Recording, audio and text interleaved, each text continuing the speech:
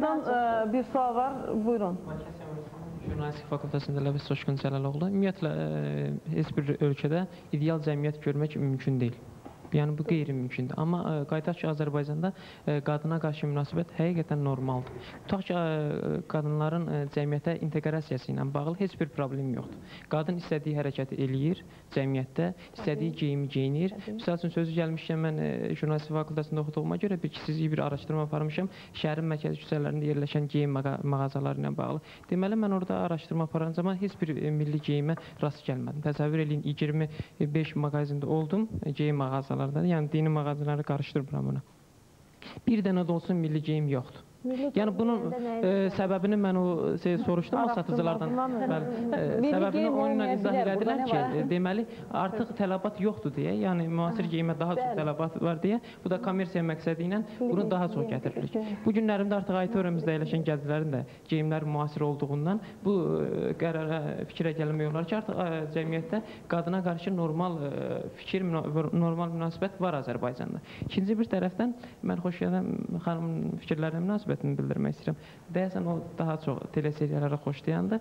Yəni, xarici teleseriyaları xoşlayandır. Xeyr, mən inandırım sizi ki, heç teleseriyalı Qərblə Azərbaycanı qarışdırmaq lazım deyil. Belə ki, burada təsəvvür edin Seva xanım, siz küçədən gedirsiniz, bir üzr istəyirəm, bir döşlüklü bir kişi, yəni çöldə bir qab yuyur və yaxud da uşaq paltarı yuyur. O necə təsəvvürünüzə gələr?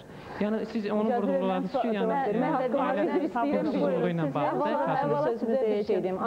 ümumiyyətlə Azərbaycanın yox, mənə elə gəlir ki, xaricdən gələn teleserialların qarşısını burada almaq lazımdır. Niyə? Çünki bizim qızların bu günləri küçələrdə, məsələn, geyimlərinə siz baxın, o, bilmirəm, o ifadəni tapıb deyə bilmirəm. Ki, necə? Elə şey, bir dəqiqə, üzr istəyirəm, siz danışdıq, mən qulaq asım, izninizdən indi mən sizə cavab verim. Deməli, o qızların geyimlərinə mən baxanda fikirləşirəm ki, yəqin bunlar teleseriallardan götürüblər və o cür teleserialların da Azərbaycan televiziyalarda yayınmasının əleyhinə olanlardan biri mənəm və dəfələrlə də bununla bağlı yazı yazmışıq. İkinci, sizcə geyim geyinmək, müasir geyinmək, bugün səliqəli geyinmək bütün problemlərin həllidirmi? Həllidirmi? Bu müasirlikdirmi? Müasirlik, qardaşım, beyindədir, təfəkkürdədir, geyimdə deyil. Üç, mən elə demədim. Kişi, təbii ki, Azərbaycan qadını qoymayacaqdır ki, öz kişisi yemək pişirsin qarşısında. Çünki biz Azərbaycan qadınıyıq, nə qədər desək də. Azərbaycan qadını, uşağın kişisi, uşağın tərbiyəsində, evin digər problemləri var ki, hətta inandırım sizi, mən elə ailələr tanıyıram ki, kişi vəzifəlidir, qadın, təmir işlərini belə qadın üstündə dayanır. Bax, bütün bu kimi məsələlərdə Azərbaycan kişisi qadını ilə bərabər, o yükü bərabər çəkməlidir. Bu, o demək deyil ki, Azərbaycan kişisi dediyim kimi gəlib qayğanaq pişirsin və yaxud da ki, başqa o siz misal gətirdiyiniz yaxasına döşlük taxıb yemək pişirsin, amma onu da eləyə bilər. Sabah onun qadınının problemi ola bilərsə, həmişə sağlıqlı olmur ki insan. Uşağının problemi olarsa, Azərbaycan kişisi öz qadınına hörmət edib onu da edə bilər. Ancaq siz yanlış başa düşmüsünüz. Təşəkkür edirəm. Zalə xanım, mən hər iki fikri ümumiləşdirib öz fikirlərimi bildirmək istəyirəm.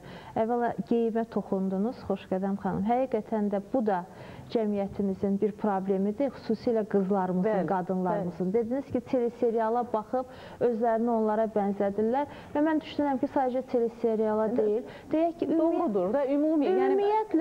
ümumiyyətlə Azərbaycanda bəzən qadınlarımız çöl geyimi, deyək ki, o gəzintiyə getdikləri geyim, dağa gəzməyə getdikləri geyim və yaxud toya gəzməyə getdikləri geyimlə küçədə gəzdikləri geyimi təəssüf ki, qarışdırırlar və gənc dostumuz dedi ki, əsas bizim küçəmiz var, ticarət küçəmiz, orada gəzəndə müxtəlif mağazinlərə girdim, milli geyimləri görmədim və mən də elə həmin o küçədə gəzəndə mənə elə gəlir ki, bu dəqiqə bir gəlin köçür oradan gedir. Yəni, hər bir qız, hər bir qadın orada sanki indi bu dəqiqə toya girəcək və yaxud bu dəqiqə səhnəyə çıxacaq. Moda rüzgar asırdı, səhnəyə sanki çıxıb mikrofon götürüb əlində oxuyub oynayacaq. Yəni, bu, təbii ki, bu da bir başqa məsələdir. Amma eyni zamanda da biraz bayaq bir məsələyə toxunuldu. Dediniz, bir statistika gətirdiniz ki, 2150-ci ildə. Ola bilər, yəni məlumata görə. Vallahi billah siz deyəndə mənə dəhşət götürdü. Amanın günüdür. Nə olursa olsun, qadınlar gözəlləşsin, qadınlar güclənsin, qadınların mövqeyi möhkəmlənsin. Amma qadınlar kişini əvəz eləməsinlər cəmiyyətdə.